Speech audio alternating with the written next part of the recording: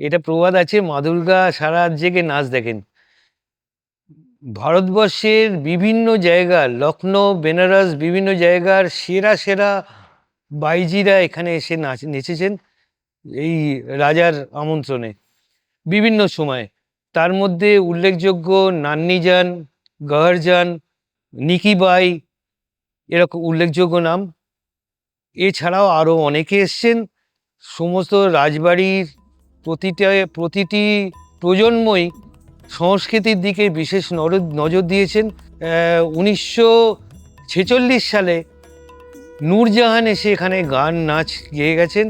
এছাড়া পরবর্তীকালে জ্ঞানপ্রকাশ ঘোষ, রামকুমার চট্টোপাধ্যায়, হিরু গাঙ্গুলি সমস্ত ক্লাসিক্যাল, শাস্ত্রীয় সঙ্গীত, আধুনিক সমস্ত রকম গান এখানে সবসময় গাওয়া হয়েছে। শোভাবাজার রাজবাড়ির পুজো মানেই ঐতিহ্য। এই পুজো শুধু ধর্মীয় আচার নয়, কলকাতার সাংস্কৃতিক ইতিহাসও বটে। যাত্রা, কবিগান, নাটক সব ক্ষেত্রেই এই পরিবার ছিলেন পৃষ্ঠপোষক।